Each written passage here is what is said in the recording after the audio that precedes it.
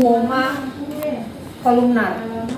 Jadi ada garisnya, ya. Ini ada garisnya. Kemudian kalau ini adalah, anggap ini seperti bunga kol. Jadi kalau sudah ada seperti ini, itu biasanya dia sudah mengalami, sudah pasti terindikasi dia kanker serviks.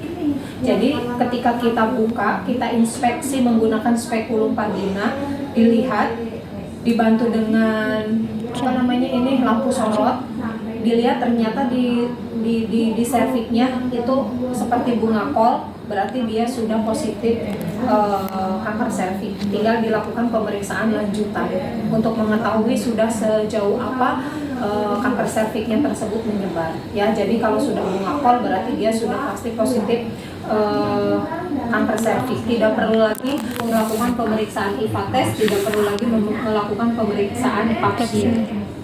Gitu. Jadi kalau sudah terlihat pada saat diinspeksi serviksnya sudah ada seperti bunga kol, berarti sudah jangan dilakukan pemeriksaan IVA test, jangan juga dilakukan pap smear. Tinggal rujuk langsung ke rumah sakit untuk pemeriksaan lanjutan, karena dia sudah pasti terkena kanker serviks, gitu ya. Kemudian ada juga yang mungkin bercak-bercak putih seperti ini, ya. Ini juga sama, ini menandakan bahwa memang serviksnya bermasalah. Itu biasanya juga bisa karena ini tuh infeksi. Jadi biasanya kalau infeksi ya harus diobatin dengan antibiotik, ya, pengobatan. Jadi kalau misalnya langsung diobatin ya nanti mudah-mudahan dia bisa sembuh. Jadi kita nanti cek lagi hasilnya setelah diberikan obat, kemudian dilihat apakah tanda-tanda infeksi itu kemerahan itu apakah memang sudah hilang atau tidak, gitu ya. Kalau bercak putih, kalau tidak salah stadium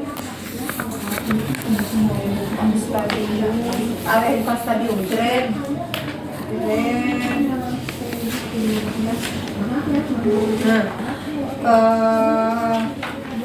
Ini adalah gambaran serviks dengan infeksi. Jadi gambaran serviks dengan infeksi, karena apa? Karena ada bercak putih dan juga dia ada tanda kemerahan. Karena kalau misalnya infeksi tadi ini warnanya kemerahan, gitu ya. Kalau serviks kanker serviks itu yang tadi bunga kol, kalau ini baru bercak-bercaknya saja, ibaratnya mah yang ini mah sudah mekar, yang satunya mah masih kuncup-kuncup gitu, tapi pasti akan mekar. Nah, ini adalah gambaran kanker serviks dengan infeksi, gitu ya, yang warna putih ini. Ini kalau yang ini juga sama, ini sudah berarti sudah abnormal, karena apa? Di sini seperti ada kayak kutil, kemerahan, kemudian di sini sudah ada bercak putihnya. Juga ini sama, ya, indikasinya nanti bisa jadi ke kanker serviks, gitu. Ya, kalau ini mah lebih ke kutil. Jadi kayak bercak sedikit. Kalau yang ini kan secara keseluruhan, kalau ini sedikit, tetapi ini juga bisa mengarah ke gangguan reproduksi yang lain. Terus,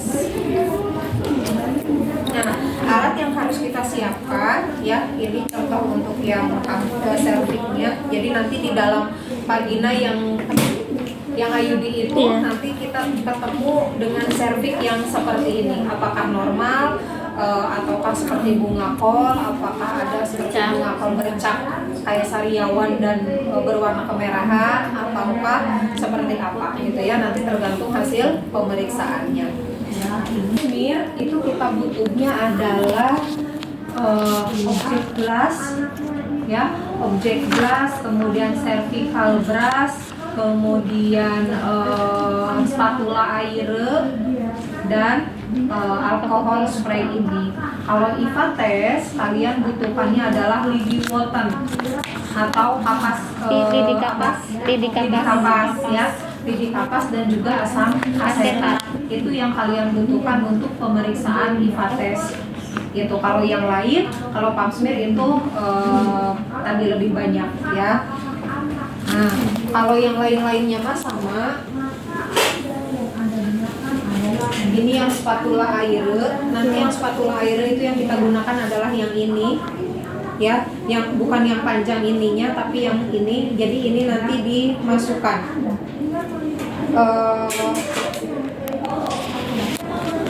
ininya nanti masuk ke dalam lubang si septic. jadi nanti gini, bukan seperti ini ya, tapi gini, ini masuk ke dalam. Ini untuk menyapu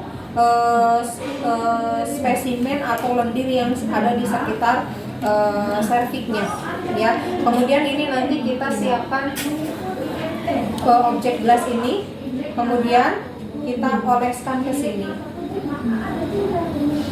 ya, kita oleskan ke sini, kemudian nanti disemprot menggunakan alkohol spray. Nah kemudian ini spatula air, kalau ini adalah cervical brush. Spatula air dan cervical brush itu harus 360 derajat, jadi dikelilingi. Kalau tadi yang spatula air itu untuk bagian luarnya, kalau cervical brush ini untuk bagian dalam. Jadi dimasukkan, kemudian diputar. Sampelnya nanti kita masukkan di bagian atasnya dari si objek gelas ini. Dioleskan ke sini, kemudian nanti disemprot menggunakan alkohol spray. Atau ada juga yang mungkin di video-video itu di alkohol spraynya itu dimasukkan ke bengkok, ke bak instrumen atau ke kom, kemudian ini dimasukkan. Atau bisa juga kita semprot.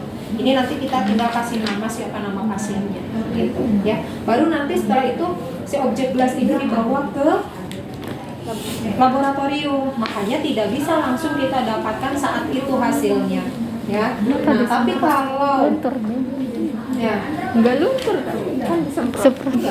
kan itu difiksasi. Jadi semprotan itu bukan untuk menghilangkan, tapi untuk supaya nempel di Objek gelas. di objek gelasnya. Jadi dia difiksasi di situ. Ya tidak perlu kita usap, jadi cuma usapkan yang dari cervical brush ataupun spatula air sekali bukan bolak-balik, jadi satu kali udah, kemudian baru nanti kita semprot, kemudian langsung kita kirimkan ke laboratorium.